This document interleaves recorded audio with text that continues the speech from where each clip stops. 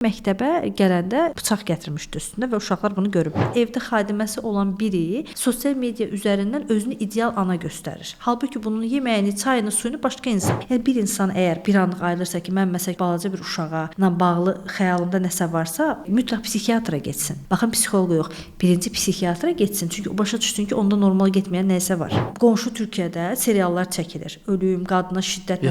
Görürsünüzmü nə qədər qadına şiddət artır? Görürsünüzmü həyat hekayələri necə bərbad vəziyyətə düşür? Hansı yeniyetmə tanıyırsınız? Otursun 20-30 dəqiqə ata ilə nəsə müzakirə eləsin. Gündəlik həyatı, cəmiyyəti, nəyi?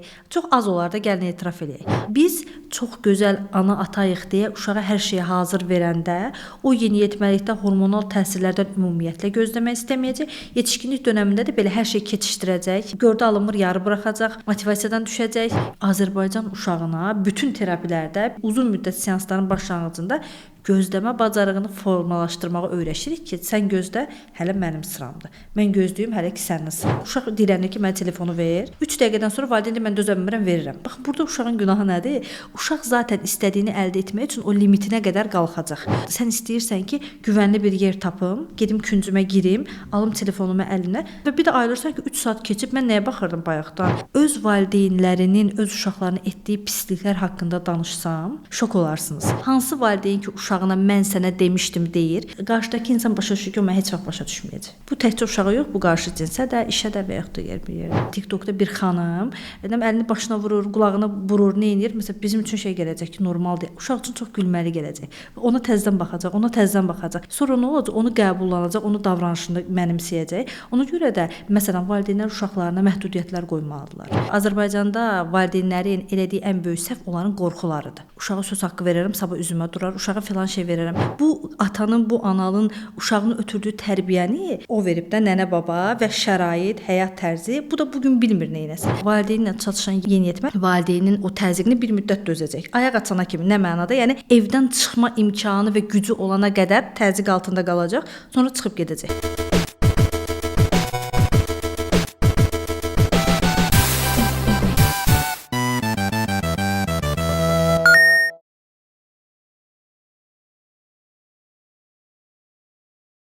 Salam dostlar, siz Podkast Kimi Adamın növbəti buraxılışını izləyirsiniz. Bu yaxınlarda Netflixdə Adolescence, yanılmıramsa adını düzgün tələffüz edədimsə, adlı bir mini serial yayımlandı. Serial 4 hissədən ibarətdir. Hər hissə bir dəfəyə çəkilib, belə deyim, arada fasilə verilmədən çəkilib. Bu serial çox səs-küyə səbəb oldu. Dünyada 50 milyondan artıq izləməsi var və orada toxunulan mövzu mənə səbəb oldu ki, bu gün bu podkastı çəkək. Mən öncə serial haqqında, serialın süjeti haqqında qısa məlumat verim. Deməli, İngiltərənin kiçik şəhərlərinin birində polis Miller ailəsinin evinə basqın edərək 13 yaşlı Jamie Milleri sinif yoldaşı Katie Leonard'ın qətlində şübhəli bilir və buna görə həbs edir. Jamie polis bölməsində dindirilir və daha sonra yetkinlik yaşına çatmayanlar üçün psixiatrik klinikaya göndərirlər həmin bu oğlanı. Məktəbdə aparılan araşdırma və uşaq psixoloqu ilə söhbətlər nəticəsində məlum olur ki, oğlan sosial şəbəkələrdə incel subkulturası ilə bağlı zorakılığa məruz qalır və bunun üçün də dərin emosional böhran yaşayır. Bir şey də qeyd edeyim ki, incellər deyəndə kimlər nəzərdə tutulur? İncellər cinsi partnyor tapmaq istəyinə baxmayaraq buna qadir olmayan insanlardır. İncellər cinsi istəklərinə cavab ala bilmədikləri üçün günahı qadınlara atır və bəzən təcavüzə də səsləyirlər. Bu mövzu ətrafında sosial şəbəkələrin, yeniyetmələrin və uşaqların psixologiyasına təsiri ilə bağlı mən bu gün qonağım psixoloq Anara Quliyeva ilə danışacağam. Anara xanım, xoş gəlmisiniz. Xoş gördük. Anar xanım, ilk növbədə bir daha sizdən soruşum. Baxdınızmı bu seriala? Baxdım. Sonuncu seriyanı tam olaraq bitirəmədi, ya daha da sonuncu hissəsinə, amma həqiqətən çox gözəl idi. Bugünə kimi təsadüf eləməmişdim. Siz bildirəndən sonra baxdım. Düşünürəm ki, günümüzdə bilirsiniz də, işte sevgi, klassik hekayələrlə bağlı seriallar çox çəkilir. Onlara maraq çox olur. Çox böyük bir izdiham, amma bu mövzuda çəkilən bir filmə, bir seriala bu qədər marağın olması həqiqətən çox təqdirə layiqdir. Mən keçim ilk suala. Serialın yeniyetmələrdə sosial medianın təsirinə dair yaratdığı yaratdığı təsəvvürlər real vəziyyəti sizcə nə dərəcədə uyğundur, real vəziyyəti əks etdirirmi?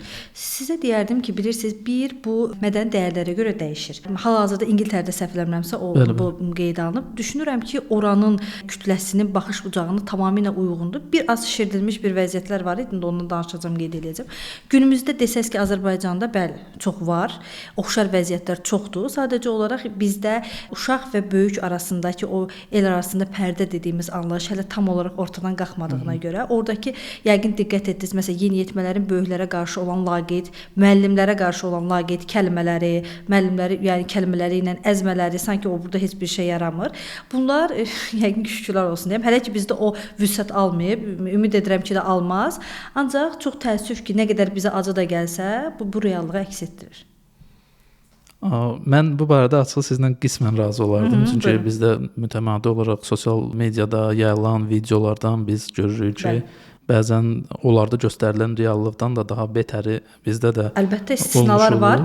Yəni mən sizə deyim ki, təsəvvür edin, mənim praktika dönəmim universitetdə bir məktəbə düşmüşdü. Bu sizə deyirəm 17 il bundan öncə və daha doğrusu 15 il öncə və biz bir məktəbə getdik. 15 il bundan öncə qız qulağına qulaqcıq taxmışdı və biz orada təcrübə keçirdik. Yəni sinifdə həm müəllim var idi, həm biz var idik, həm də şagirdlər.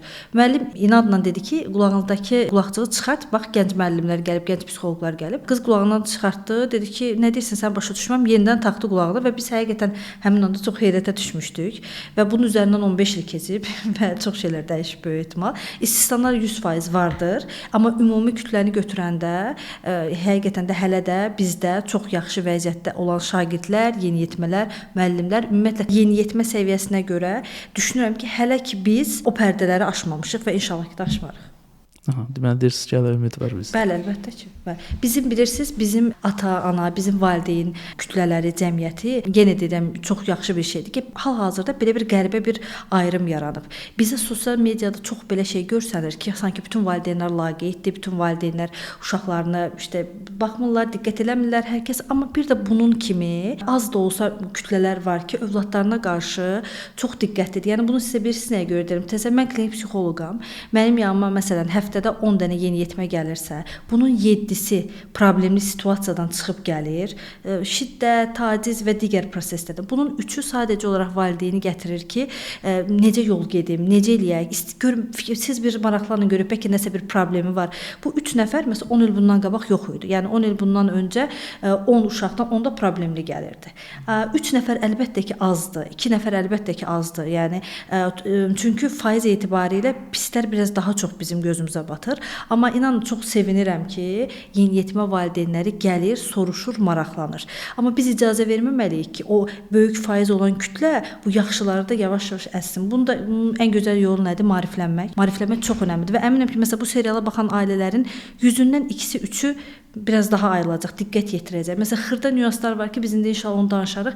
Bu nüanslar valideynə gedəndə onlar deyir ki, mənim heç ağlıma gəlməzdi bu belə olsun. Nə yaxşı dediniz? Nə yaxşı bunun üzərinə düşərəm. Bu da kütləvi maarifləndirmədən asılıdır. Anar xanım, sosial mediada olan məzmunlar yeniyetmələrin psixologiyasına, onların psixoloji durumuna konkret olaraq hansı təsirləri göstərir? Medianın təsiri özünü ancaq ilk öncə davranışda göstərəcək. Yəni biz uşağın izlədiyi, uşağın işte fərqi yoxdur, yəni baxdığı, araşdırdığı mövzuların nəticələrini harda görə bilərik? Ancaq davranışlarında görə bilərik. Çünki çox təəssüflər olsun ki, bizdə yeniyetmələr hələ ki həm uşaqlar, həm yeniyetmələr qarşılıqlı ünsiyyətə o qədər də açıq deyillər. Və bunun problemi bilirsiniz, mən həmişə çox gözəl oldu. Çox təşəkkür edirəm. Bu informasiyanı belə genel böyük kütlələrə çatdırmaq fürsəti verdiyiniz üçün. Bəzən fikirləşirlər ki, məsələn, bugün yeniyetmə 12-13 yaşında uşaq, ona tərbiyə verən, məsələn, 35 plus və yaxud 30 plus valideynlərdə belə deyək. Əslində, bugünkü uşaqlarda yaranan problemin səbəbi o 30-35 yaşlı valideyndə deyil. Onların ata-anasındadır, başa düşürsünüz? 35 yaşlıların valideynə. Çünki hər zaman 3-cü nəsil hər zaman o problemi göstərir, başa düşürsünüz? Bizim hal-hazırda bu, yəni bu dəqiqə normal, məsələn, evlilik yaşını 22-25 götürsək, uşaqları 13-14 yaşlı olanlar, hansı 35 plusda belə deyək. Onların valideynlərinin təsirini bu dəqiqə həmin analar, atalar övladlarına ötürür və kontroldə saxlaya bilmirlər. Buna görə də nəsil ağacına, tərbiyə ağacına fikir verəndə nənələr ortaya belə deyək də, ananı günahlandırır ki, uşağın bu yerdədir. Ətraf da ananı, atanı günahlandırır ki, uşağın bu yerdədir. Amma bu atanın, bu analın uşağını ötürdüyü tərbiyəni o verib də nənə baba və şərait, həyat tərzi, bu da bugün bilmir neynəsin. Və bilməyənlər də bir qismi başa düşür ki, peşəkardan dəstək almaq lazımdır. Bir qismi də belə deyək də sadəcə axına buraxır ki, görüm necə olacaq, nə cür olacaq. Bu səbəbdən də valideynlərinin biz o zənciri qırın deməklə, məsələn, yeniyetmə övladı gəlir terapiyaya, valideynin özünə israrla deyirik ki, özün terapiya al. Başa düşürsüz? İndi sizə bir çıxış edəcəm, bir maraqlı olar yəqin ki, məsələn, bu yaxınlarda bir 2-3 gündür qızımla bağlı bir eksperiment edirik. Hardansa ağlına gəlib ki, yumurtadan cüzə çıxardacağam. Nəsə bizə yumurta aldırıb, özü üçün süni bir inkubator düzəldib. Mənə valideynlər yazırlar və bu 3 gündür bunu edirik və ona şərt qoymuşuq ki, 21 gündə cüzə çıxardacaq. İndi bir fürsətlə tapacağıq cüzəni. Valideynlər mənə yazır, uşağı incitməyin, alın 3 dənə cüzə verin. Niyə bu qədər yəni ki, vaxt itirirsiniz sanki? Başa düşmürlər ki, onun o gözləmə müddəti, ona xidməti, onun o yəni gözləmə müddəti uşağın gələcəkdə hər hansı bir işi axıra çıxartma bacarığına kömək eləyəcək. Yəni biz də bütün günü əlləşək, yumurtanı buradan bura daşıyaq şeyində deyilik. Amma bunu valideyn olaraq edirik ki, o uşaq başa düşsün ki, məsələn 2 dəqiqə cüzə çıxmır. Səbr etmək lazım, gözləmək lazım. Yeniyetmələrin ən böyük problemi nədir? Onlar yeniyetmə öz kimliyinin axtarışındadır da. Yadınıza gəlib bir dəfə də bu mövzunu demişdik. Ərgən Beyin adında kitab var, çox yaxşıdır. Yeniyetmə valideynlərinin stolüstü kitabı olmalıdır. Orada da deyilir ki, yəni ki, bu yeniyetmə biz sizə köhnə protokollarda yeniyetməliyə şizofreniyaya bənzər, yəni təsdiqlənməmiş şizofren diaqnozu qoyulurdu. Bilirsiniz nəyə görə? Yəni elmi adı yox idi, sadəcə davranışları elə qeyri-adi, qeyri-adekvat, bir gün belə, bir gün belədir, düşüncələri fərqlidir. Onlar şəxsiyyətlərini axtarma dövründədirlər, kimliyini axtarırlar. Və bu dövrdə də valideyn tutarlı olmasa, siz nə edəcəklər? O şəxsiyyətlərini sosial mediada axtaracaqlar. İndi də əl çatandır, başa düşürsüz. Məsələn, biz təxmini yaşlı olarıq da, məsələn, bizim üçün o şəxsiyyət arayışı, çevrəmiz, müəllimimiz, çünki media çox inkişaf etməmişdi. Biz istədiyimiz, biz yəni gənclikdə tanış olduq da, məsələn, Facebook, Instagram və digər bizim şəxsiyyət arayışımız ancaq belə də televizordan gördüyümüz, onda da bizə daha mükəmməl insanları göstərirdilər. Kim qonum, qonşu, kimsə yaxşıdır. Biz şəxsiyyətimizi elə eləyirdik. Bugün uşaqlara bütün qapılar açıqdır. Onlar təhsilsiz, ümumiyyətlə intellektual problemi olan insanlar səbəb. Yəni mən açıram bir psixoloq kimi, baxıram ki, bu insan danışır, həqiqətən bu insanın zəka yetərsizliyi var. Bu insan intellektual inkişaf problemi var. Bu insanın başqa bir psixi pozuntusu var. Amma özünü fərqli həyat tərzinə mükəmməl göstərir və yeniyetmə üçün maraqlı deyil. Bu xəstədir, sağlamdır. Baxır, cəlb edir. Bizdə yeniyetmə üçün adrenalin lazım. Yeniyetmə üçün yeniyetmənin belə bir ehtiyacı var ki, nəsə bir hərəkətliyi olsun. Bəli, yəni onun üçün əyləncə olsun, partlayış olsun, maraqlı olsun və baxır ki, nə gözəl həyatı var və artıq öz şəxsiyyətini o istiqamətdə yönləndirməyə çalışır və valideynlərlə də anlaşmada çatışma yaranır və bu bir mənalı belədir. Valideynlə çatışan yeniyetmə bir müddətə kimi gözləyəcək. Yəni valideynin o təzyiqini bir müddət dözəcək. Ayaq açana kimi nə mənada? Yəni evdən çıxma imkanı və gücü olana qədər təzyiq altında qalacaq, sonra çıxıb gedəcək. Və yaxud da ki, çıxıb getməyəcək, elə davranışlar göstərəcək ki, hamı deyəcək ki, biz bu ailədən gözləmirdik. Yaxşı və pis məsələn deyirəm. Məsələn, bir də görürsüz ki, çox belə müasir ailələr olur. Birdən belə görmüsünüz yəqin. Məsələn, övladı başlayır namaz qılmağa, dinə meyl eləməyə. Məsələn, bax deyirsiniz ki, bunun ailəsi belə deyil. Və yaxud da tamam əksi olur. Məsələn, çox belə dini inancları yüksək olan ailələr olur, uşaqları fərqli olur. Bu ona görə yox ki, sadəcə olaraq baxışları üst-üstə gəlməyəndə, təzyiq altında qalanda, o ayaq açma dövründə ailənin sevmədiyi şeyi eləməklə onlara bir isyanını bildirir. Bəli, buna görə də media, sosial media bir mənalı təsir edir və hal-hazırda inanın sizə, təsəvvür edin ki, son beynəlxalq konfranslarda artıq konfrans mövzusu kimi o müzakirə olunur ki, media uşağa təsiri. Yəni ən son kliniki konfranslarda bu mövzu müzakirə olunur. Deməli bu nədir? Yəni bir tibbi konfranslarda bunlar müzakirə olunursa, deməli bu artıq ciddi bir sos siqnalı çalınmalıdır. Nədir real problem nədirsə onu müzakirə etməlidir. Bəli. Yeniyetmələrin radikal və zərərli ideologiyalara cəlb olunması necə baş verir və Bu riskə qarşı valideynlər hansı addımları ata bilərlər? Əlbəttə ki, biz bunu sosial media kontekstində danışırıq. Bu yeniyetmələr çox açıqdır mövzulara. Ümumiyyətlə yeniyetmələr araşdırma instinktləri daha belə gücləndiyinə görə onlara hər şey məqbul gəlməyə başlayır. Sevmədiyimiz istiqamətlərə getməsinlər deyə valideynlər erkən dövrlərdən uşaqlarının fikirlərini almağa və onları aşağılamamağa, yəni onları sanki sənin fikrin dəyərsiz, önəmsiz və bir mənasızdır kimi. Bunları ki yeniyetməyə aşıladınız, bu bir yeniyetmə onu dəyərli hiss etdirəcək bütün zərərli davranışlara və zərərli meyllərə gedə bilər. Tamam mı? Məsələn, təsəvvür edin, X bir ad qoyum da, nəsə bir formalaşdırılır bir cəmiyyət və deyir ki, sən burada üzvsən, sənin söz haqqın var, sənin fikirlərin bizim üçün dəyərlidir.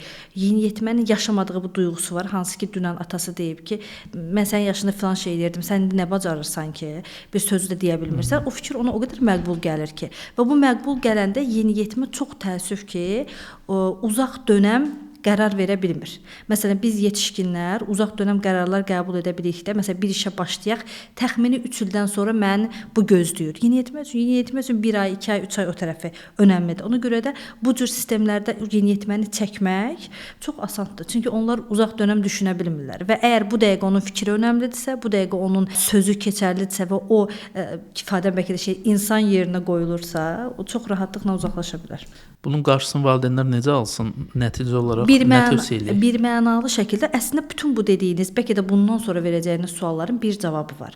Valideynlə övlad arasında ünsiyyət bariyeri olmamalıdır və uşaq ailə tərəfindən, ata-ana tərəfindən qəbul olunduğunu, sevildiyini, şərtsiz sevildiyini, eyni zamanda da fikrinin önəmli olduğunu hiss eləməlidir ki, mənim atam, anam, qardaşım, bacım, böyüklər nəzərdə tutub. Mən onlar üçün önəmliyəm və mənim bu evdə də mənim fikrim çox önəmlidir, dəyərlidir.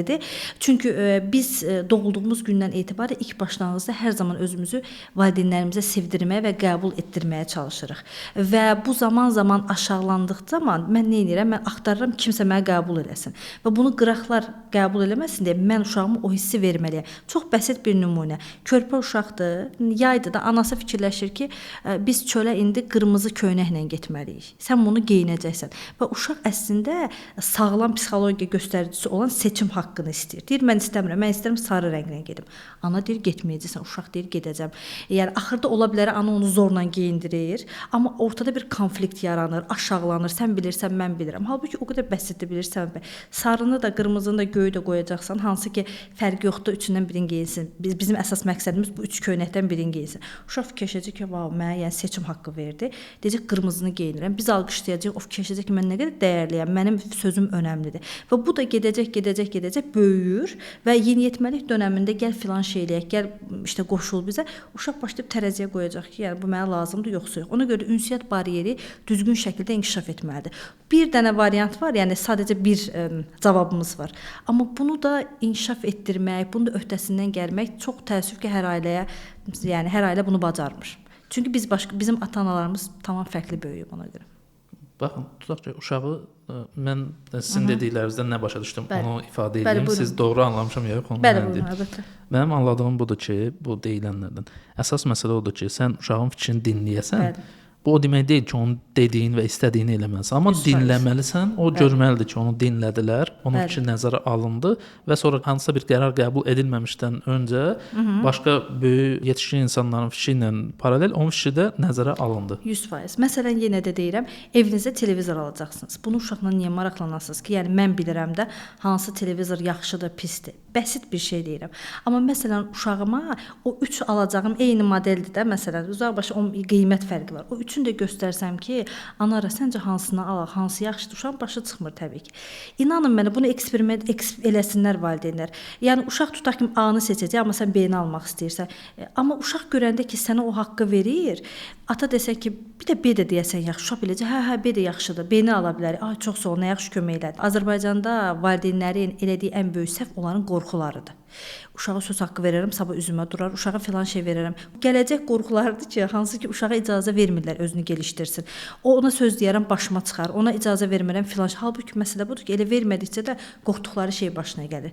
Yeniyetmədən narahat olmasınlar ki, mən ona bu qədər söz haqqı verəcəm, sonra gələcək düzgün hərəkət eləməyəcək. Zaten qərarı da siz verirsiniz. Hər şey yetişkinlər idarə edir. Çünki onlar uşaqdılar. Onların təsdiqli bir hələ düşüncələri yoxdur. Sadəcə sən qapını elə apar ki, o elə düşünsün ki, bunlar mənim qərarımdır, valideynlərim də mənim qərarıma dəstək olur. Məsələn, ən bəsit bir şey deyim. Təsəvvür edin ki, uşaqlı yaşlıları tərəfindən bullyingə məruz qalan məktəbdə uşaqların statistika aparılıb, hansı ki, onlar daha çox məruz qalırlar. Bilirsiniz hansı ailələrin uşaqlarıdır? Ailələr qərar verir, onunla oturma, bununla otur. Bununla oturma, onunla otur. O uşaq bizə sənə uyğun deyil. Və yaxud da uşaq deyir ki, filan kəs mənim dostumdur, deyir ki, o sənin dostun ola bilməz. Yəni təzyiq göstərir ki, ondan uzaqlaş. Bax, həmin ailələrin uşaqları sinif yoldaşları tərəfindən bullyingə daha çox məruz qalır. Nəinki, doğrudan filan kəsdə bir gətir baxım, evimizə gəlsin, çay içsin, sən göd oyna. Sonra şərait yaradır ailə ki, uşaq başa düşsün ki, bu buna uyğun deyil. Belə valideyn onu uşaq uzaqlaşdırır. Bunlar daha özgüvənli olur. Nəinki kontrol məndə, mən qərar verə bilərəm, kimlə oturub dura bilərsin. Bizim bir podkastımız oldu. İndi bilmirəm bu podkastdan öncə ya sonra yayımlanar. O da belə bir fikir dedi ki, insan belə bir varlıqdır ki, özü təcrübə etməyincə, öz başına gəlməyincə anlamır. O siz ki dediniz, kimlə danış, kimlə danışma. Xüsusilə də yeniyetməni ümumiyyətlə mən indi fikirləşirəm, öz yeniyetməli dövrümdə xatırlayıram. Yeniyetmə sanki qurulmuş bir atom bombasıdır. İstənilən an partlaya bilər və ona çox ehtiyatlı davranmaq lazımdır. Və sən ona sadəcə maksimal şərait yaratmalısan ki, özü dərk eləsin və başa düşsün ki, bu mənim təcrübəmdə belədir. Baxın, məsələn, bunu uşaqlıqla müqayisə eləsək, əslində o qədər gözəl bir müqayisədir. Məsələn, bir uşağa deyirik ki, uşaq istəyə yaxın gəlməsin. Biz demirik ki, gedin odalovu salın başa düşsün. Bir damcı yüngül, məsələn, cız olan kimi uşaq başa düşür, bu cızdı olmaz. İnsan hər şeyi bu təcrübə ilə, insan hər şeyi özünə qalıcı zərər verməyən təcrübə ilə yaşadıqca bu təcrübələri o zaman daha möhkəm olur. Nəinki qulaqdan eşitmə, sonradan görmə və yaxud da uzaqdan edilən təkid. Çünki yadınıza saxlayın, erkən dövrdə uzaqdan edilən o təhlükə siqnalları var. Getmə, yıxılarsan, düşərsən, yanarsan, uşaq heç başa düşmür. Bunlar hər biri gələcəkdə, yəni bu uşaqların böyük əksəriyyəti panik atakla dost olurlar. Həyatlarında, yəni yeni bir dostu yaranır. Bəzən bir ömür bundan davam edir. Bunun da adı olur panik atak. Çünki nəyə görə? Təşvişdir. Təşvişi də kim yaradır? Təşviş gələcəkdəki təhlükəni gözləməkdir. Bu real olmaya bilər. Başa düşürsüz? Valideynlər var, bilirsiniz də. Gedərsən, yıxılarsan, yaxınlaşma ora, qırılar, tökülər. Yəni uşaq artıq nə edəcəyini bilmir və hər zaman hər yerdən təhlükə gələcəyini gözləyir. Bu zamanda bir müddətdən sonra tək qalanda, yəni fərd olaraq, nə bilim, məskərə gedəndə, ailə quranda xanımla fərq yoxdur. Artıq bu baskının altında o partlayır, başqa bir nüanslar ortaya çıxır. Ona görə icazə verin, fiziki olaraq zərər görmədiyi müddətcə onlara, yəni o gücü qaldıracaq şəraitlərə icazə verin, özü yaşasın, sonra müzakirə edin. Bu müzakirə də yoxdur bizdə məsəl üçün. Bizdə nə var? Mən sənə demişdim. Mən sənə demişdim, o uşaq yaxşıdır. Mən sənə demişdim ifadəsi bütün tərbiyəni qırır. Bunu eləməyin. Yəni bu leksikondan çıxmalıdır. Məsələn, bəsit bir şey deyim də, uşağıma bilirəm ki, o stakanı götürəcək və suyu yerə tökəcək. Bir dəfə dedim ki, məsələn, tutaq ki, qızım, o oradan ehtiyatlı ol, düşər yerə sınar. Düşdü, sındı. Ana ki, orada deyirəm, mən sənə demişdim, düşüb sınacaq. İşte onunla bağlar qopur. Başa düşdünüz necə? Onun əvəzinə başqa şey yönlənməli. Necə elə yığışdıraq? Nəyi gətirək? Necə götürək? Hansı valideyn ki, uşağına mən sənə demişdim deyir. İstir 5 olsun, istir 15, istir 35, istir 45. Siz qarşıdakı insan başa düşür ki, o mən heç vaxt başa düşməyəcək. Yəni, bu olmamalıdır. Bu təkcə uşağa yox, bu qarşı cinsə də, işə də və yaxud da yer bir yerə. Baxın, bu serialda məncə qabardılan, bəlkə də qabardılmayan, mənim diqqətimi cəlb edən mövzulardan biri də sosial mediada qadınlara qarşı düşmənçiliyin təbliğatı məsələsi idi. Bu məsələ sizdə yeniyetmələrin gələcəyinə nə cür təsir edə bilər? Ümumiyyətlə, bu cinsiyyət faktoruna gəlsək, oğlan qız nə qədər təbliğ eləsək də ki, işte gender bərabərliyi, gender bərabərsizliyi fərq yoxdur. Yəni mövzular müzakirə olunsa da, bu hələ çox uzun müddət davam eləyəcək, nə qədər maariflənsək belə. Çünki hər kəs, hər bir yeniyetmə bilirik ki, yeniyetməlik dövründə təlim fəaliyyəti azalır. Ümumiyyətlə cinsəl maraq, meyl, cinsəl kimliyin kəşfi, bir də ünsiyyət tələbatı artmağa başlayır. Yəni hətta burdan valideynlərə deyirəm, ən yaxşı oxuyan şagird belə olsa, ərgənlik dövründə bir stop eləməyə başlayır. Çünki artıq bədənini tanıyır, qarşı tərəfi tanıyır, öz cinsini tanıyır. Hərənin bir şey olur, hərənin başqasını vurmağa bir gücü olur. Cəmiyyətin də işte oğlanlara yaratdığı şəraitlə qızlara yaratdığı şərait istər-istəməz fərqli olduqlarına görə, xüsusən oğlan yeniyetmələr öz eqolarını, öz kimliklərini belə tətmin etmək üçün qızları, qadınları əzmək kimi bir belə deyək də moda girirlər. Və çox təəssüflər olsun ki, bu da qarşı tərəfin əslində özünü təsdiqləməsinə yox, əslində özünə zərər verməsinə gedir. Bu niyə görə belədir, bəlkə də deyirsiniz? Çünki mən də bunu araşdırdım gəlməmişdən öncə. Bu qarşılıqlı bullinqlərin nəticəsində oğlanlar yox, daha çox qızlar özlərinə zərər verir. Yəni statistika göstərir ki, bu periodda ən çox fiziki, emosional zərər alan şəxslər qızlar, qız uşaqlardır. Və ən çox da özünə zərər verən şəxslər qız uşaqlardır. Yəni qarşı tərəfin təzyiqi nəticəsində.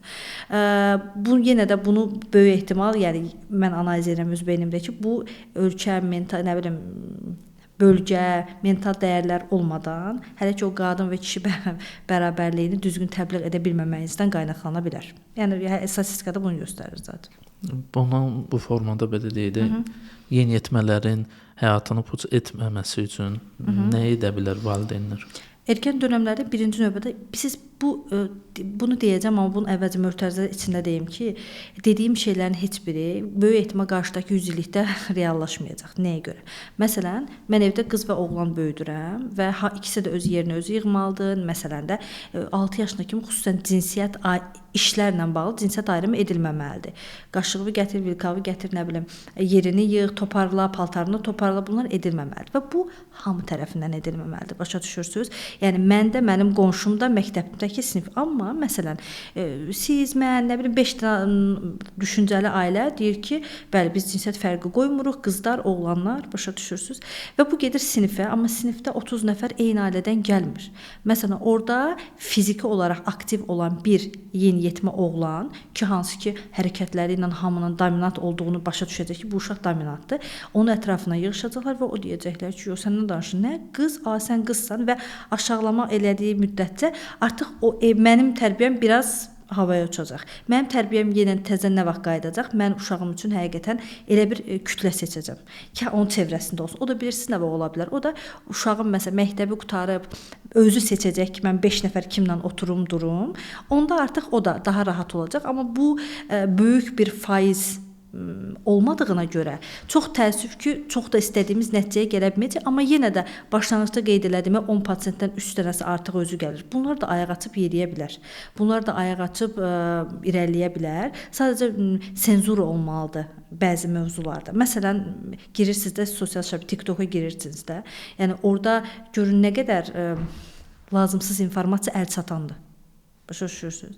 Uşaqlar xoşlayırlar lazımsız və yersiz hərəkətlərə baxıb gülməyi. Onlar üçün maraqlıdır. Məsələn, əgər siz baxacaqsınız ki, məsələn, TikTokda bir xanım əlini başına vurur, qulağına vurur, nə edir? Məsələn, bizim üçün şey gələcək ki, normaldır. Uşaq üçün çox gülməli gələcək. Ona təzədən baxacaq, ona təzədən baxacaq. Sonra nə olacaq? Onu qəbullanacaq, onu davranışında mənimsəyəcək. Ona görə də məsələn, valideynlər uşaqlarına məhdudiyyətlər qoymalıdırlar ki, nəyə baxa bilərsən, nəyə baxa bilmərsən. Valideynlər uşaqlarla bir yerdə erkən yaş dövründə baxdıqları şeyləri yanında oturub müzakirə edib reaksiya verməlidir.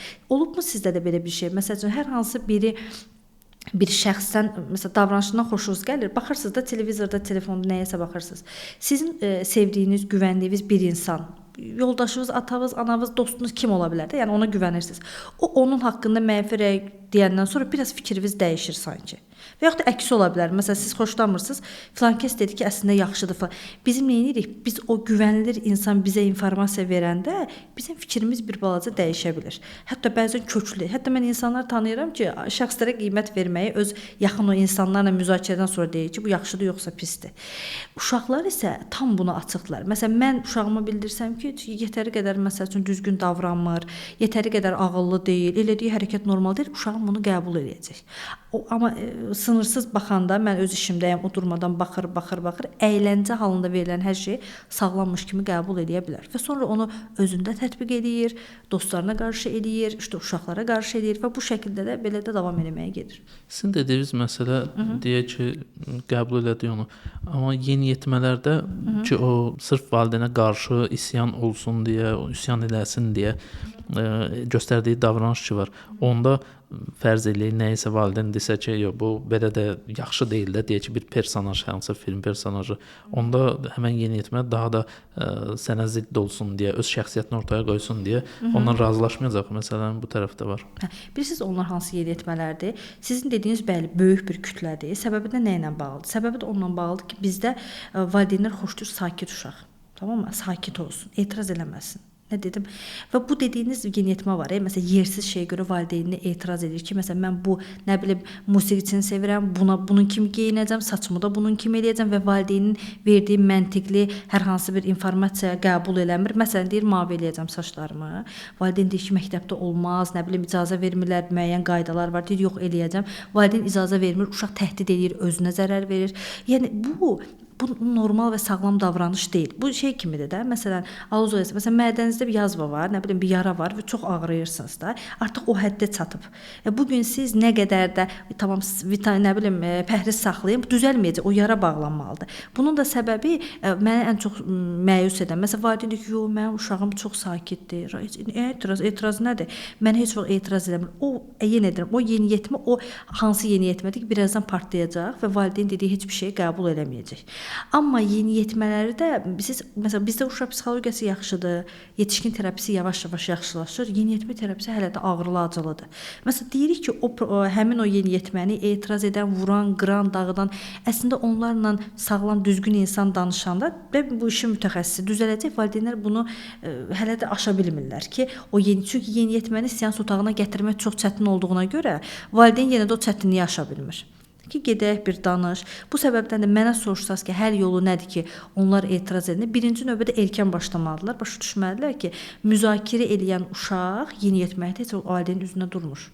Müzakirə eləmədiyimiz, susturduğumuz, danışmayan uşaq durur. Əgər bu gün durursa və o halda biz artıq ciddi başa düşməliyik ki, buna müalicə lazımdır, yəni buna dəstək lazımdır. Öz akademik, öz sosial həyatını zədələyir. Yəni məktəb artıq başını buraxır, sosial həyatda uyğunsuz insanlarlandır. Artıq evdə evin huzurunu pozacaq bir şiddət və aqressiya gəlir. Bu zaman mütləq şəkildə mütəxəssisə müraciət etməlidirlər. Vacib. O siz danışdığınızda mən düşünürəm ki, yenə də problem o elə əvvəldə dediyinizdə o həmin o valideynlərin evladı yox, onların valideynlərindən gəlir ki, bu artıq o cür formalaşıb və bir tədbir görə bilmir. Biz susmuşuq da. Yəni bizim dövrümüzdə valideynə cavab qaytarmaq nə deməkdir? Ümumiyyətlə fikir soruşmaq belə yəni nadir ailələr olardı da, başa düşürsüz nədir? Bizi bu xilas edən bilirsiniz nə olub? Çox da belə dəlirməməyimizə səbəb olan bilirsiniz nədir? Biz təbiətin verdiyi uşaqlığı sadəcə yaxşı yaşamışıq. Öz o dağıdıcı enerjimizi çöldə, bayırda, təbiətlə olmuşuq. Məsələn, biz necə olmuşuq böyük əksəriyyətimiz, yəni böyük əksəriyyətimiz işte hava açıldı, hava biraz yaxşıdır, məhəllədə uşaqlar var, biz də getdik, oynadıq. O təsiri, yəni yaradan bizə də şərait yaradıb ki, biz ondan da indi uşaqlar o təsiri alır. O şərait də yoxdur ki, o dağıdıcı enerjisini töküb stabilləşdirsinlər. Yenə 4 otaqda, yəni 4 divar arasında, bir də üstünə bu sosial mediada, bu televizor, telefon, planşet, bunlar hamısı bir tərəfli informasiyadır. O danışır, mən danışmıram. Yenə o da gəlir. Biraz da tətmin duyğusu yaranır, asıllıq. Asıllıq da sadəcə olaraq narkotik, içki asıllığı deyil. Bir də lazımsız informasiya qəbulu asıllığı var. Saatlarla baxanlar var da, bilirsiniz.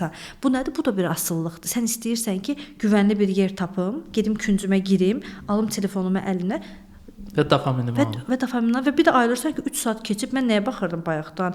Özü də sorğulaya bilirsən ki, mən 3 saatdır nəyə baxıram. Amma deməli bu nədir? Bu da bir asılılıqdır.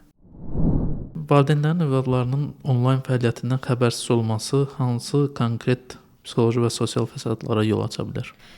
Bir təbii ki, yəni öz platforması üzərindən edilən bir uşağın öz platforması var, onun üzərindənmi, yoxsa sadəcə marağı üzərindən? Əlbəttə öz sosial media hesablarından. Düşünürəm ki, bir klinik psixoloq olaraq, bir uşaq klinikasını, uşaq beynini analiz edən biri olaraq deyə bilərəm ki, 16 yaşın altında heç bir uşaq sosial media istifadə eləməsin və bir də sosial mediaya alət olmasın.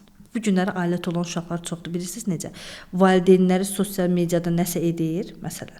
Və uşağın bunu, yəni uşağı istifadə edir. Sən gəl denən, sən danış, nə başa düşürsün. Məsələn, mən də öz sosial mediamda uşağımı paylaşıram, amma uşağımın bundan xəbəri yoxdur. Nə mənada? Yəni məsələn, sən dur danış. Yox, təbii hadisələri kimləsə nümunə olaraq paylaşa bilərsən. Amma bir də var, məsələn, buna alət edilən uşaq görürsüz yəqin. Hətta ondan maddi qazanc milyonlarla izləyicisi olan uşaqlar da var. Yəni bunlar bu çox fəsad. Bunlar yəni gələcəkdə bir kimlik sizliyə, yəni öz şəxsiyyətini tapa bilməyən insanlara çevriləcəklər. Buna görə də 16 yaşın altında tövsiyə eləmirəm. Daha doğrusu klinik protokol 12 yaşın altına icazə vermir ki, fikirlərini sərbəst şəkildə kimlərəsə aşılasın uşaqlar. Bugün belə düşündüm. Digər bu şəkildə düşündüm.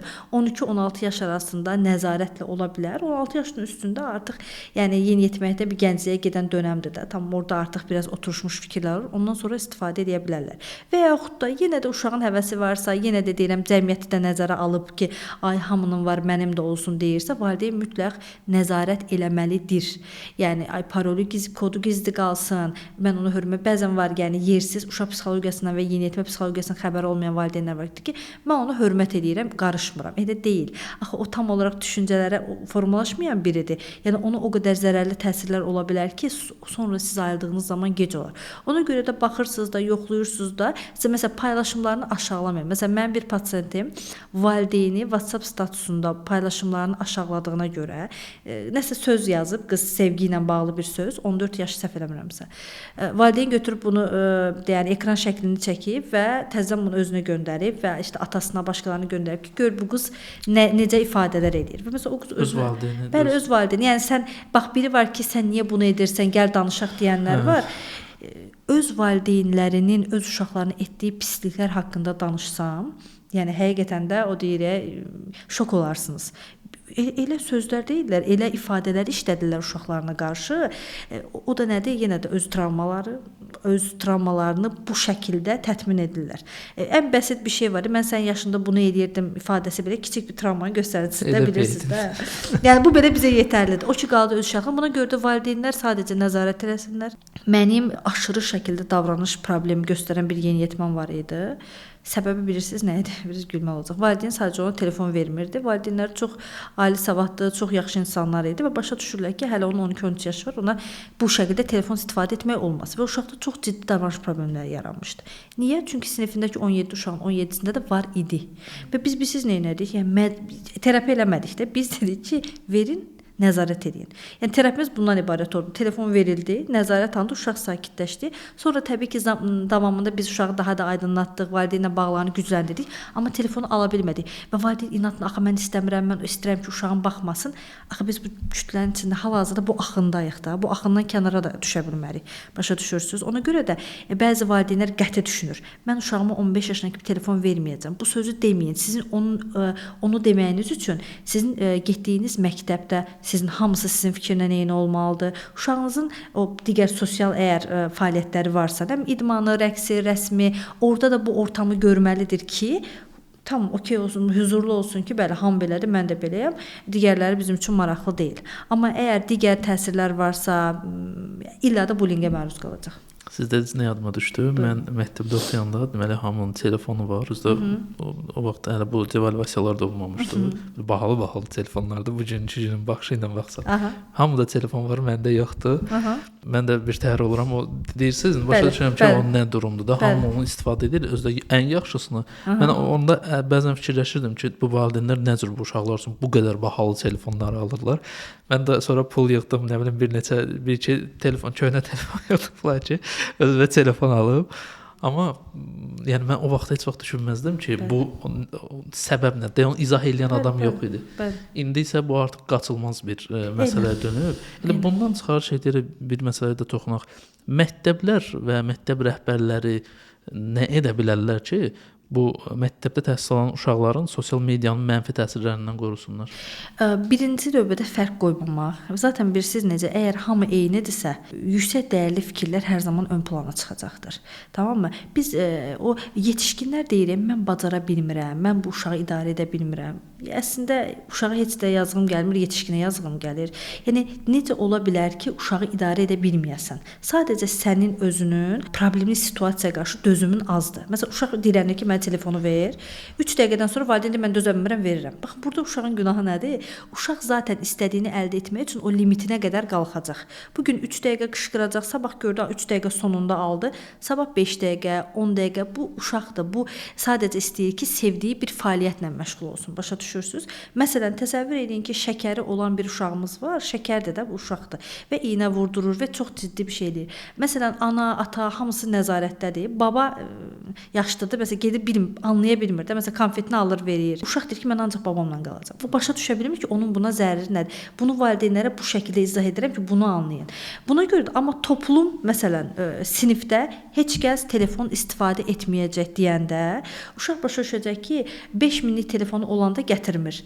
Mənim də 200 manatlıq var, 100 manatlıq var, mən də gətirmirəm. Amma biz eyniyik ki, eyni olanda artıq düşüncələr, artıq dəyərlər, fikirlər, bunlar artıq yarışmağa başlayacaq. Yetişkinlər deyirik, bizim vaxtımızda biz istəyirdik ki, biz birinci yazaq, testdən birinci, imtahandan birinci. Niyə? Çünki orada yarışacaq başqa şey yox idi.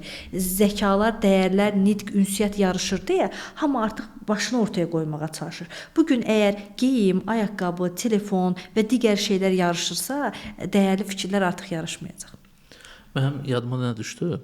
Bir neçə ay əvvəl İngiltərədə yansı Avropa ölkəsində belə bir xəbər yayılmışdı ki, məktəbdə ümumiyyətlə uşaqların heç biri telefon istifadə etməmə məhdudiyyəti qoyulub. Artıq məktəbə gələndə telefonların onlar üçün xüsusi bir yer var. Təhvil verirdilər ora, qoyurlar.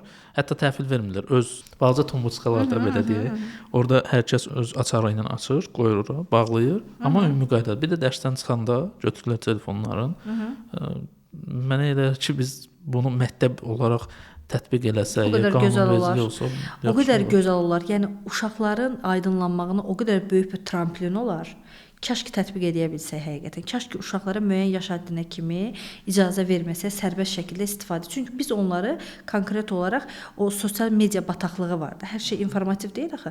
Yəni hər şey yararlı deyil. Onun bataqlığını atırıq və uşağa deyirik ki, çabala görüm, özün seç görüm nə tapırsan. Uşaq da yəni heç vaxt qeyb yaxşı tapmayacaq. Düzdür, istisnalar var. O məsələyə girmək istəmirəm, amma məsələn əsgərliyi düşünün də. Məsələn əsgər biz kefimiz istəyən, məsələn oğlanlar kef istədiyi kimi geyinə, nə bilim, hərəkət eləyə bilər və yaxud da yatım, durum, mənim ürəyim bu vaxt istəyir. Məsələn, beynimizdə deyirəm, yəni oğlanların beynində bir limit var da ki, bu vaxt yatılacaq, bu vaxt nə bilim durulacaq və ya xırda incə detallar, yəqin siz onu daha ətraflı danışarsınız. Orada məsələn heç kəs demir ki, mən səndən 15 dəqiqə gecə yatım, tez yatım. Yenə də deyirəm, istisnalar ola bilər, amma genel olaraq bunu götürə bilərəm. Nəyə görə gülməyim gəldi? Təsəvvür etdim ki, səhər saat 6-dır, ya 6-ya 5-10 dəqiqə qalmış.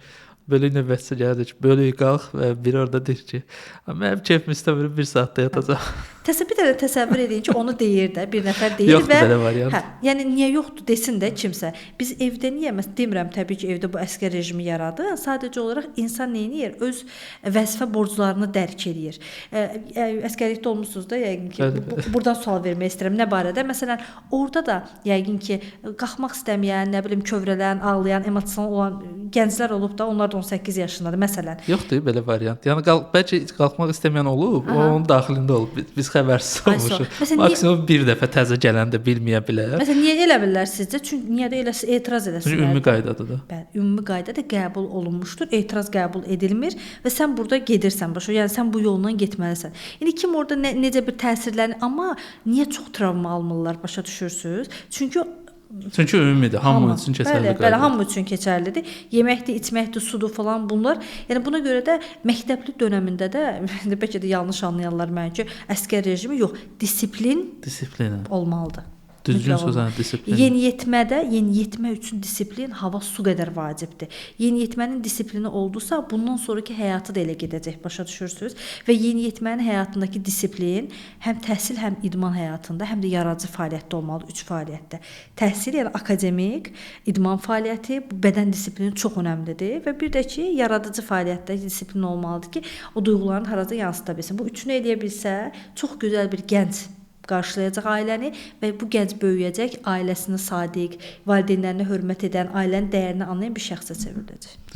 Bu disiplin sözünü bir daha dönə-dönə vurğulamaq istəyirəm. Çünki bizim müxtəlif sahələrdən olan qonaqlarımız olur. Hamı onu vurğulayır və mən özüm də öz həyatımda bunu görürəm ki, hətta yaradıcılıqla bağlı deyək ki, ssenari yazmaq istəyirsən, bir ildir o ssenarini yazmaq istəyirdim ki, nəhayət bir gün qərar verdim ki, yox, mən hər gün bunu yer-göy bir olsa da 1 saat oturub yazacağam və nəticədə 1 ayın içində bir tam metrajlı filmin ssenarisini yazıb bitirə bildim. Çünki bitirəndən sonra sən başa düşürsən ki, həqiqətən disiplin çatmır. Yəni nə qədər deyəsən ki, ilham gəlsin mənə, amma o deyil, sırf disiplin. Disiplin ilhamı gətirir.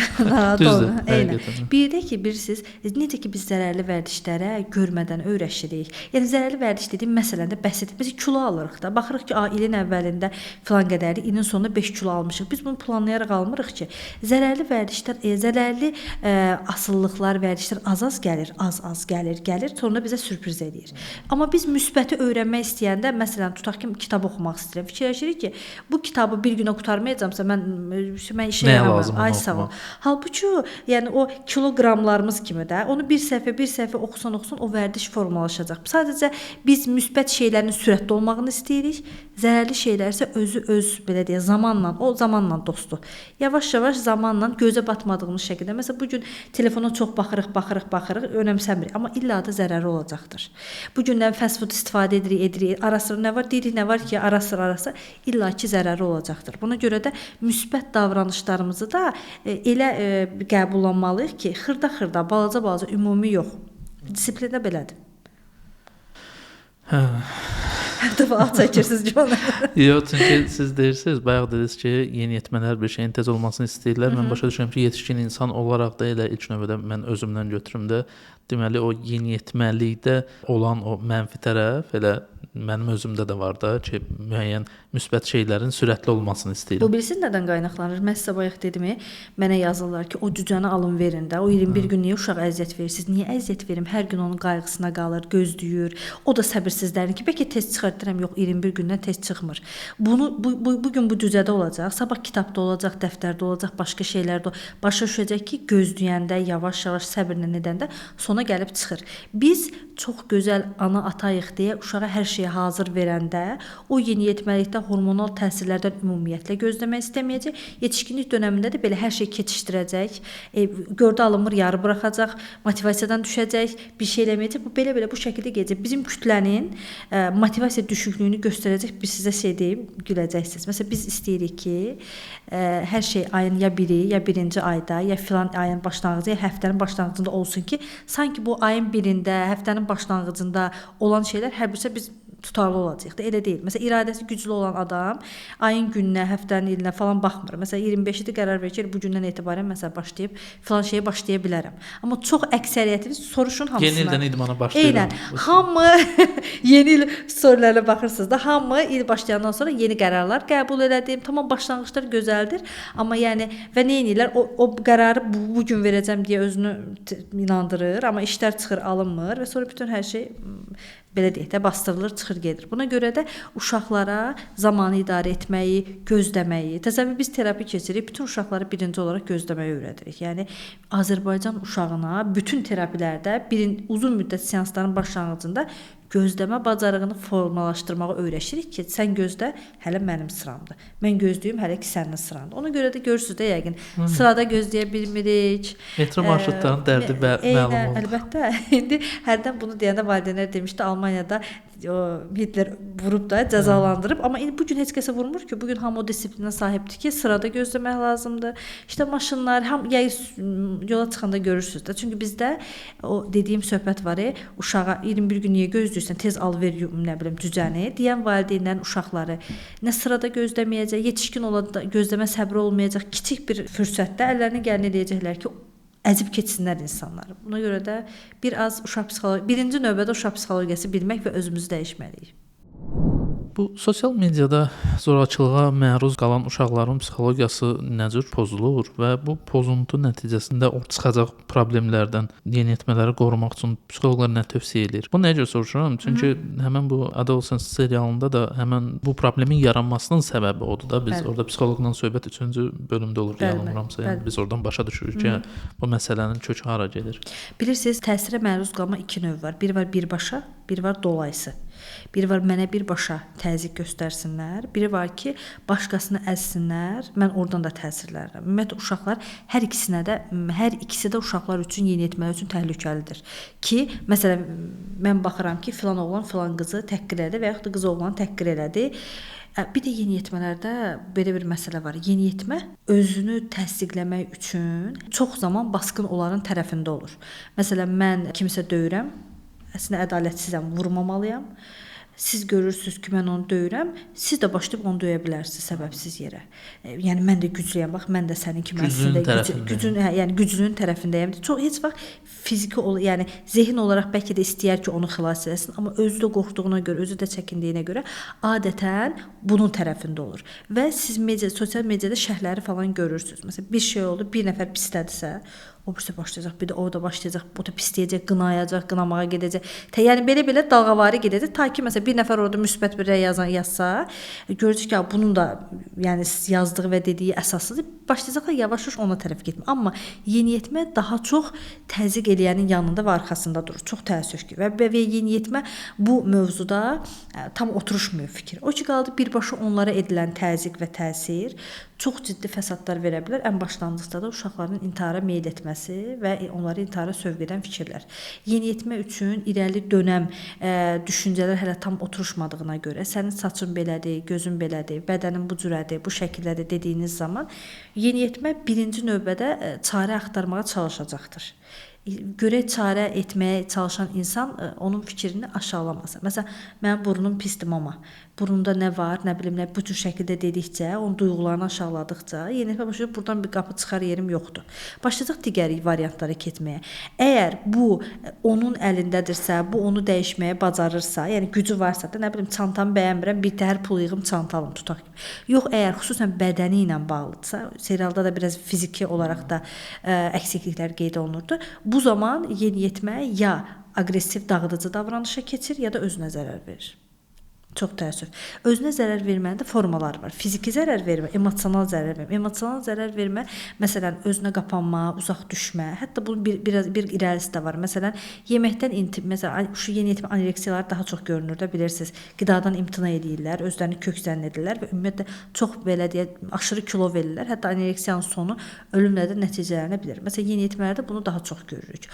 Oğlan uşaqlarında isə zaten beynin orqanik belə deyək də funksiyasına uyğun olaraq saldırgan və asılılıqlara, zərərli vərdişlərə meyl yaranmağa başlayır.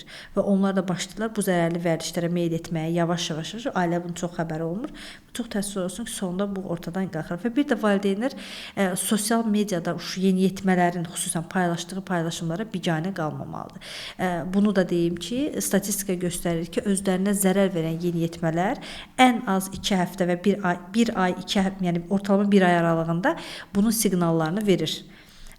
Görürsüz yəqin bəlirli olmayan fiqurlar paylaşır, sümük, məzar, bu kimi şeylər paylaşır, ölümü simvolizə edən nələrsə paylaşmağa başlayır.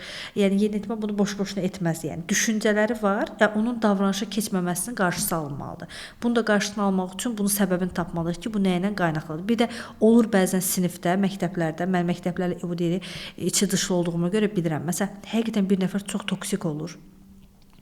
Və o bir nəfər ifadəm bəlkə pis çıxacaq, amma həqiqətən ailə tərbiyəsi almır.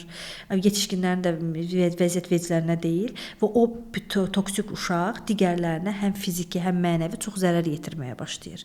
Və uşaqlar bunu demədikcə bəzən müəllimlərin də xəbəri olmur ki, onlar nə qədər həmin uşaqları şiddətə məruz qoyur, ailələrin xəbəri olmur. Bəzən bu məsələ bir çox hallarda aydınlananda, o uşağı tapanda və onu maarifləndirəndə Bütün sinif rahatlayır, eyni şəkildə də təhlükədə olan uşaqlar. Buna görə də proses aydınlanmalıdır. Və çox təəssüf ki, əslində bu mövzu uzundur. Müəllimlərin özləri də yeniyetmələrə və münasibətlərinə bir çox hallarda zərər verirlər.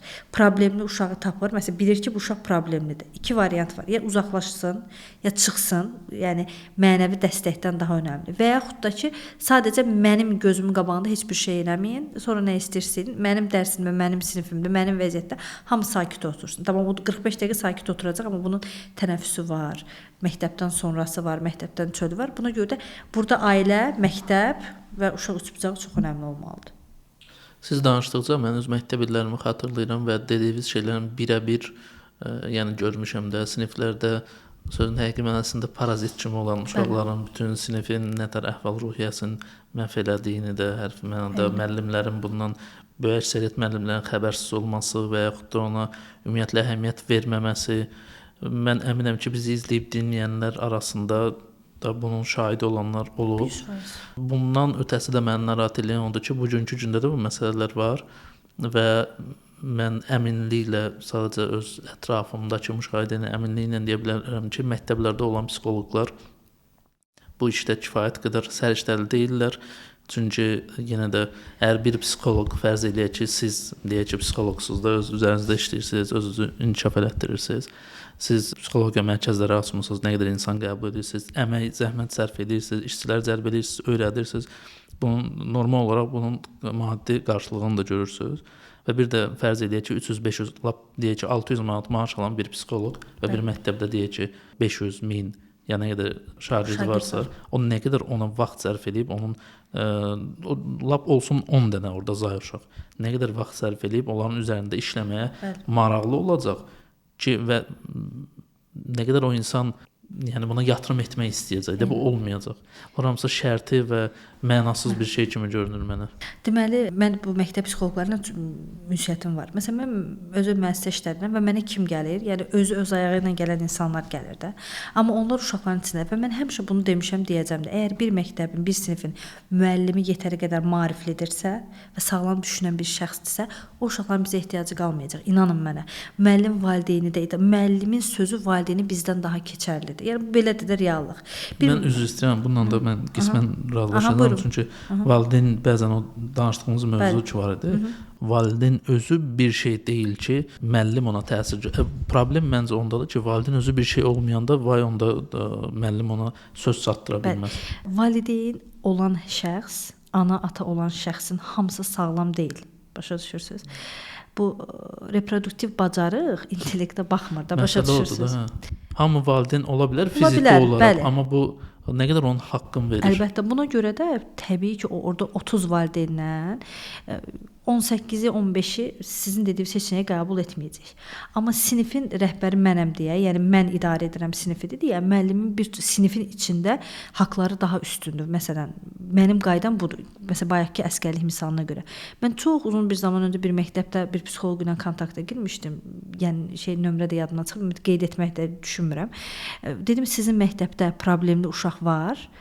Dedi, bir dənə var idi. Məktəbdə bəlkə 2000 şagird var da. Psixoloqdan informasiya alırdım.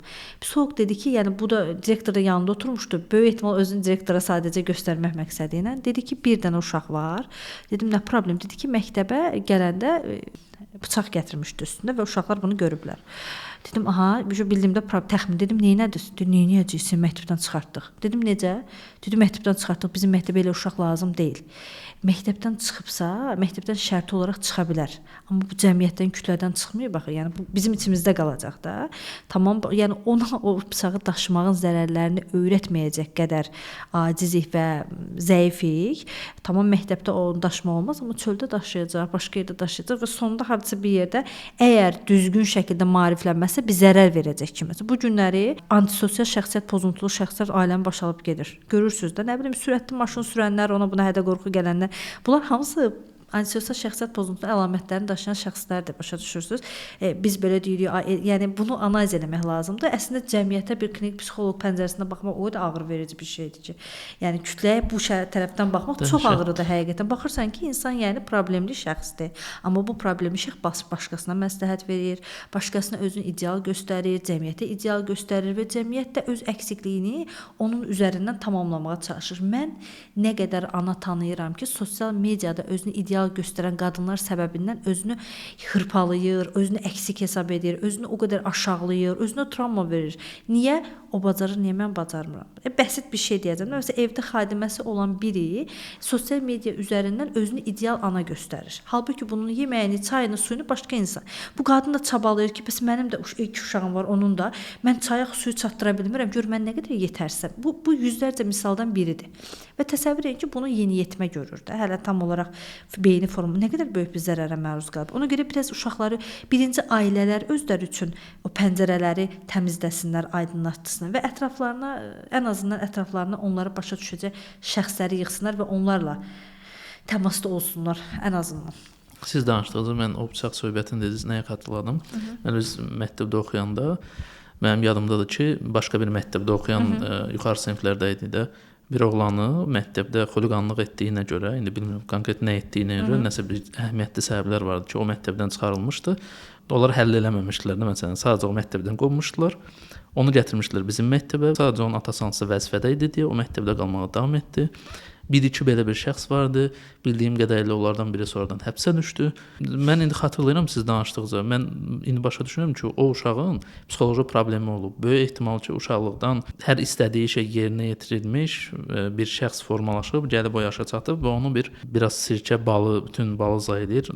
O boyda məktəbə o qədər çoxlu uğurları olan və yaxşı kadrları yetişdirən məktəbə belə bir şəxsi gətirib yerləşdirmişdilər və o deyir, qılıncın sağı da kəsirdi, solu da kəsirdi. Nənnədi valideyni hansısa bir vəzifədə idi, belə eşitmişdim. Heç kəs bu adama dur deyə bilmirdi. Mən əminəm ki, bugünkü gündə də o şeylər var. Davam edir, çox təəssüf ki, davam edəcək, amma gücümüz ancaq azaltmağa çatır, yəni azalda bilərik. Çünki birinci növbədə psixoloji problemi olan uşaqları əslində ailələr özləri tanıyır. Başa düşürsüz? Amma heç kəs səs çıxartmır, heç kəs çox da önəm vermir, bastırılır. Bir hadisə baş vermişdi, şəxs öz anasını, bacısının başını kəsmişdi falan. Siz də düşünürsünüz ki, onu heç kəs tanımırdı, onun necə biri olduğunu bilmirdilər. Sadəcə hamı uzaqlaşdırır problemi özündən. Uzaqlaşdırılan problem böyümüş halda sonradan qarşımıza çıxacaq. Ona görə problemi kiçik hallarda həll etmək çox önəmlidir. Və bu hadisədən sonra mənim yanıma yeniyetmək dönəm baş verən problemlə bağlı o qədər valideyn gəldi ki, hətta yəni media pursu bunu açdı deyə qorxdular ki, valideyn gəldi, məni də döyür, məni də qışqırır. Yəni bizi də doğrayır şurada. İnanın qorxanlar var idi. Siz inanırsınız, körpə uşağını gətirmişdi ki, mən qorxuram ki, böyüyüb belə olar. Əslində tamam biraz trajikomik bir şeydir, amma yəni valideynlərin ən azından heç olmasa düşünməsi belə bu da bir işıq ucudur. Bəs sosial medianın yeniyetmələrin şəxsiyyətinin formalaşmasında və gender olaraq gender mənsubiyyətinin tanınmasında, formalaşmasındakı təsiri necədir? Ümumiyyətlə bütün təsirlər birmənalı şəkildə təsir edir. Bunu belə deyək də ayırmaq istəmirəm. Çünki hər yeniyetmə o gərəkli olan öz şəxsiyyətin formalaşması, o pilləkənlər var, hansı ki bu da olmalıdır. Məsələn, dini düşüncələrim, sosial düşüncələrim, ictimai düşüncələrim, bu düşüncələr zaten məndə olmalı. Çünki hər bir şeyə baxış bucağınız var da, Səməd bəy. Məsəl üçün cinsiyətliyə aid soruşsam, məsəl üçün cinsi disforiyaya bağlı bir fikriniz olacaq. Dini inancınızı soruşsam, az da olsa bir fikriniz olacaq. Nə bilim, kütlə psixologiyasına aid hər hansı bir cəmiyyətin hər bir insanın az, çox, səhv, düz bir fikri var. Və bu fikir nədən formalaşır? Bu fikir birinci ailəmizdən, daha sonra isə çevrəmizdən. Sadəcə bugün bizim ailəmizi də, çevrəmizi də daha çox faizini sosial media tutub deyə, məsələn, hansı yeniyetmə tanıyırsınız ki, məsələn, otursun 20-30 dəqiqə ata ilə nəsə müzakirə eləsin. Gündəlik həyatı, cəmiyyəti, nəyi? Çox az olar da, gəlin etiraf etiraf eləyək. Amma məsələn o eyni şeyi sosial media üzərindən araşdıra bilir, axtara bilir, əlçatanlıq yarana bilir. Deməli həmin fikrin formalaşmasında da o medianın təsiri çox önəmlidir. Məsələn uşaqlar podkastlara baxar, göstərirlər də, gəlirlər. Mən ümumiyyətlə uşaqları tanımaq üçün onları birinci növbədə çox nötr bir şəxs olaram ki, mənə hər şeyi danışsınlar. Məsələn YouTuberlərə baxırlar, xarici, rus, yəni ki, bərbad bir vəziyyətdədir. Hə, təbii ki, mən orada deyə bilim, ixtiyarım yoxdur ki, deyim bu nədir baxırsan. Amma məsələn baxır, məsələn o öyrənməli şeyi valideynindən öyrənə bilər. Nə demirəm təbii ki, klassik belə deyək də çox belə yaşlı nənələr kimi danışmaq istəmirəm ki, ancaq oturum. Əlbəttə ki, orada amma istiqamət vermək lazımdır, başa düşürsüz? Məsələn bunu yaxşı təbliğ edənlər də çoxdur, informasiyanı düzgün verənlər də çoxdur. Məsələn mən bu günləri, bu ərəfələrdə ancaq və ancaq çalışıram övladlarımın musiqi zövqünü formalaşdırım. Bu proqramlı şəkildə gedir. Kiminsə ağlına gələr, uzabaş mütəxəssisin ağlına gələr də. Hə, məsələn sosial mediada o bayağı musiqiləri qətiyyən icazə vermirəm, nə maşında kimsə qoysun, neynəsin. İşte retro musiqilər qoyuram, klassiklər qoyuram, pus qulaqlara eşitsin. Və mənim məsəl üçün qızım o gün baxıram ki, çox maraqlı mahnılar tapır, təzədən ona qulaq asır. Musiqi zövqü formalaşdırmaq da belədir, başa düşürsüz? Kiminsə evində piano var, valideyni çalır. Yəni bunlar hamısı təbliğdən gəlir. Mən məsəl üçün sosial mediada balaca uşaqların nə bilim toylarda ifadə edən musiqiləri əzbərə bilmələri mənə çox qəribə gəlir, başa düşürsüz? Yəni nəzərə alsaq ki, toyda çox dəxilsiz mahnılar. Yəni o toya getmir ki, hər gün o onu mediadan görür də. Yəni uşaq ayda neçə dəfə toya gedir. Buna görə də hər şey valideynin planını işləmək lazım. Valideyn eyni zamanda övlad üçün bir plan qurmaq deməkdir. Başa düşürsüz? Mən deyəndə ki, bunu qoyuram ki, qoy qulaqlar aşina olsun, çox qəribə baxır. Amma bu gərəklidir və bu da şey formalaşdıracaq. Başa düşürsüz? Şəxsiyyət formalaşdıracaq. Bəli, ona görə də hə mən mediaya qoyuram. Bilirsiniz, indi valideynlər yəqin məndən yaxşı bilərlər. Hələ mən bu qədər də bacarıqlı biri deyiləm. Amma biz arama motoruna informasiyaları yazsaq, məsələn mən girib o YouTube-a bilirəm ki, əgər uşağım buna baxacaq, mən girib arama motoruna lazım olan mövzuları yazıram, lazım olan şeylər bir neçə dəfə çıxır. Maraqlı uşağımın qarşısına da onlar çıxmağa başlayır. Alqoritm artıq onu göstərir. Yəni buna görə də yəni bu texnologiyanın bu tərəflərindən də istifadə etsələr çox gözəl, çox yaxşı olar. Dəhşətdir. Çünki nəyə görə? Çünki mən bu məsələləri düşünəndə hamısı da bir-birinə əlaqəlidir də. O bəziləri deyir, mən bu cəmiyyətdə nətər evlad gətirim, nətər burada tərbiyə edeyim. Yəni tutaq ki, siz qoruyursunuz, bu gedir məktəbə evlad, bu oradan nə ilənsə qarşılaşır və insanların böyük əksəriyyətinin fərqindəliyi yoxdur, başa düşmürlər ki, hansı uçuruma aparırlar özlərini də, cəmiyyəti də. Bəziləri ümumiyyətlə fikirləşir ki, yalnız ona yaxşıdırsa, yaxşı olacaq. Bizdə Rövşən Abdullaoğlu ilə bir neçə dəfə podkastımız olub, o bir dəfə belə bir söz dedi. Dedi, cəmiyyət vahid bir şeydir. Belə deyil ki, sənə bugünkü yaxşıdırsa, ona pisdirsə, ona nə olur olsun, mənə yaxşı olacaq. Yox, belə deyil də. O bir formada dönüb gəlir səni tapır. Və insanların çoxu təəssüf ki, bunu başa düşmür. Amma mən burada heç kəsi qorxuzmaq istəmirəm. Necə ki, pislər yaxşıları belə deyək də zədələyir, inanın ki, yaxşılar da pisləri çox yaxşı mənada xilas edir.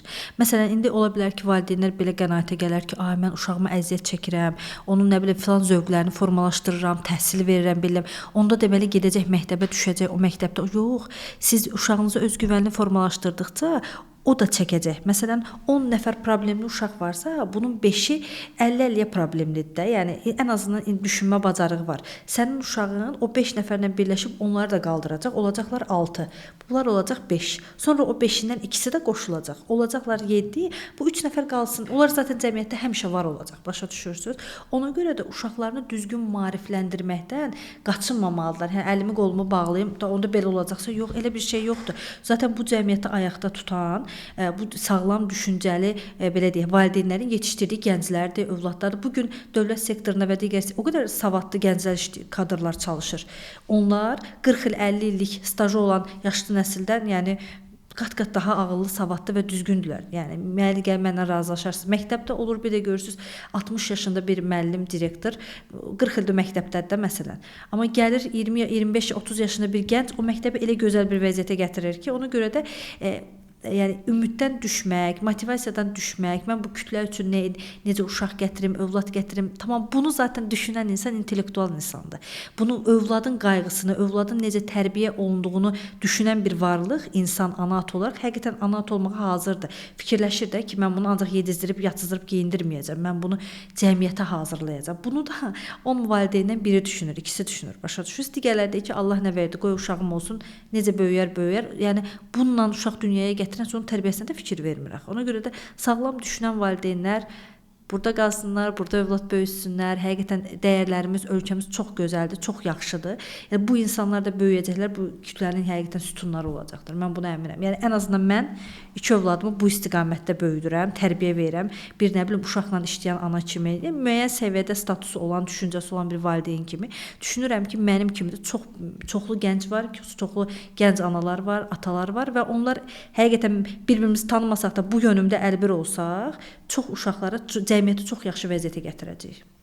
Siz necə düşünürsünüz? Ümumiyyətlə bu Adolescence kimi seriallar, bu formada olan filmlər gənclərin formalaşmasında necə rol oynayır? Çox müsbət. Təsəvvür edin ki, mən ona, indi mənim bir kərə balaca deyə baxmıram da. Düşünün ki, mənim 12-13 yaşında uşaqlarım var və mən baxıram. Və biz müzakirə edirik. Bilirsiniz, bildiyiniz terapiyadır da, başa düşürsüz. Bildiyiniz birbaşa terapiyadır. Uşaq çünki görür, o duyğuları yaşayır. Bəlkə də başına gəlib, bəlkə də kiminsə başına gəlib. Real içində olmaya bilər də. Tamam, cinayət hər gün baş verən bir hadisə deyil, amma kimisə yumruqlamaq, kimisə çimdikləmək, nəsə olmaq gündəlik. Və mən ona şərh verirəm ki, filan şey düzgün deyil, filan şey gör anası məsələn atası necə dəstək oldu, ya necə üzüldü, işte arxasında necə durdular və uşaq bildiyiniz terapiya alır. Çünki terapi nə deməkdir? Yeni sinaptik əlaqə yaransın da ki, aha bu belə ola bilər. Ona görə zaten məsələn bu kimi filmlər azdır axı, ona görə bu qədər rezonans doğurub, bu da qədər insanlar baxıb. Məsələn, qonşu Türkiyədə seriallar çəkilir. Ölüm, qadına şiddət. Görürsüzmü nə qədər qadına şiddət artır? Görürsüz həyat hekayələri necə bərbad vəziyyətə düşür. Bu gün biz deyirik ki, məsələn, müəyyən şeylər bizə gəlməsin, bizdən uzaq qalsın. Artıq isyan edirik də. Çünki baxın, sosial media bunun sehri budur. Bunu göstərdikcə adiləşir. Bir dəfə Səməd bəy 2-3 dənə yaşlı qadının yanında oturmuşam. Nəsə söhbət edib qonaqlıqdır. Bir serial gedir, adı yadımda deyil, deyənlər biləcək. Deməli, serialda belədir ki, qızla oğlan bir-birini istəyirlər, sevirlər, amma alınmır, qız başqasına ailə qurur. Sonradan bunlar tanış olurlar və xanım öz həyat yoldaşına gizlin bu keçmiş sevgilisiyle görüşür. Nəsə belə bir serialdır. Və o qadınlar həyat yoldaşı bunu bilir deyə qadını döyür. Hamısı başlayır, buna bax, bu qızı niyə döydü? Qızın tərəfindədirlər ki, yəni sən sevgilinlə görürsən, sevgili də orada müsbət roldadır da, belə deyək, tanınmış bir aktyordur falan filan. Uzaqdan qadınlara baxıram ki, o situasiya öz ailələrində olsa, yəni o gəlinə böyük ehtimal nə bilim dünyada, amma filmdə onu tərifləyirlər. Həmin anda soruşdum falan, gelin falan kəs xala, sən başa düşürsən də o öz yoldaşını aldadır və gedir köy. Yox, əslində ola bir-birini istəyirdilər, onun atası buna verdi. Yəni situasiya, yəni haqq qazandırırlar, başa düşürsüz. Buradan nümunə götürərək baxdığımız şeylər, izlədiyimiz filmlər bir tərəfli bizim içimizə işləyir və adiləşir. Yüzlərcə saya bilərik ki, 10 il bundan öncə heç vaxt demədiyimiz şeylər bugün hamısı normal adiləşir. Çünki insanın bir şey qəbul etməsi üçün o dəfələrlə olmalıdır və sonra biz onu çox normalmış kimi qəbul edəcəyik. Bu səbəbdən də bu media, bu maarifləndirmə düzgün getsə çox yaxşı olacaq. Yox, əgər məsəl üçün ancaq bu istiqamətə getsə, bir dönəm var idi Bakıda məsəl sürətli maşın sürürlər, yarışırdılar. Bunu belə fəxr kimi göstərdi. Gənc nə qədər gənclər dünyasını dəyişdi bu avariyalarda. Amma bunu müsbətmiş kimi göstərirdilər. Başa düşür, uşaqlar da aydınların həvəskarıdır. Onlar evdən oğurlayıb qaçırdılar. Buna görə də yəni sosial medianın sehri çox önəmlidir, təsiri də çox önəmlidir. Həqiqətən kəşke bu kimi filmlər çəkilsin, reallığı göstərsin. Amma yenə də deyirəm, sonluq və müzakirə məsələn orada biraz tərəddüd bir sonluq oldu da, tam olaraq aydınlaşmamış belə başa düşürəm. Bəlkə də davamı gələcək, ona görə elə çəkirlər. Netflixdə var belə şey. Amma yəni yeri qoyurlar ki, ikinci sezon hissədə olsun. Amma valideynləri ilə bu kimi şey, yəni tövsiyə edirəm mən də, valideynlərlə baxsınlar, uşaqlar yanbayan müzakirə eləsinlər. Yəni gizlin baxmanın bir mənası yoxdur. Və bu uşaqlara inanın ki, terapiya kimi gələcək. Cizgi filmlər var. Məsələn, biz valideynlərə önəririk də ki, uşaqlarınızla baxın. Niyə? Uşaq görsün, məsələn, adı yadımda deyil, amma deyərəm siz yerləşdirərsiniz. Bir film var, orada fərqli bir obraza normallaşdırırlar. O da əslində qüsurlu uşaqların cəmiyyətdəki sağlam uşaqlar tərəfindən qəbul edilməsi ilə bağlıdır. Biz valideynlərə deyirik ki, məsələn, sinifində var da Down sindromu ola bilər, digər fiziki qüsurlu ola bilər. Uşaqlar acımasızdaq uşaqlar deyir, sən niyə beləsən? Nə bilim, sən məsələn aparatda olan uşaqlar var da, qulağı eşitmir. Yəni fiziki məhdudiyyətdə olan uşaqları bu formada Məsələn, cizgi filmə baxdırırıq, deyirik ki, məsələn, baxın, orada da personaj fərqlidir, amma sonra onu normal qəbul edirlər. Yəni valideynlərə məsələn bunlar terapevtik, dolayısıyla olan terapiya sayılır. Valideyn baxır, uşaq da baxır, uşaq baxır ki, hə, əgər orada eləmirlərsə, mən də dostumun əgər işte aparatı varsa və yaxud da belə deyək, ayaqları işləmirsə, kolyaskadadırsa, mən də ona normal baxa bilərəm. Bu səbəbdən də bu kinolarda terapevtik sayıla bilər. Yəni sayılır deyəndə bu cür terapiya aparılır və bunun da çox istəyirəm valideynlər sanki terapiya kimi istifadə etsinlər. Bir şey soruşum. Bu ifadələrlə bağlı məndə həmişə ağlımda qarışır. Fiziki məhdudiyyəti olan insanları qüsurlu deyə ifadəsi düzgündür bizim dediyimiz, yoxsa fiziki məhdudiyyətli deməli? Fiziki məhdudiyyətli deməli. Əlbəttə bunu səhv eləmirəmsə, bu artıq rəsmi şəkildə də bu şəkildə yazılır. Məsələn, görmə məhdudiyyəti olan şəxs, eşitmə məhdudiyyəti olan şəxs bu şəkildə deyilir. Başa düşdüm. Əslində mənim suallarım bitdi, amma bir şey burada da yazmışam özüm üçün, heç cür yadımdan çıxmır. Bu mövzuda başqa bir podkast eləməyi düşünürəm. Bu da bizdə bu xəbər ki yayıldı, 13 yaşlı bir qızın ana olması xəbəri. Bəli. Yəni hələ də o gündəmdədir. Səməd bəy, üzr istəyirəm sualınıza görə, insanlar pedofilləri tanımır və Azərbaycan cəmiyyətində pedofillər üstü örtülür, bastırılır, amma pedofiliya bir pozuntudur və valideyn bunu, yəni insanlar bu şəxsi tanımalıdırlar. Çünki pedofil kimdir? Yəni minimum 16 yaş olan və özündən 5 yaş aşağı olan şəxs, ən azı 5 yaş aşağı olan şəxslərə qarşı olan cinsi istək. Bu təmasla bağlı deyil.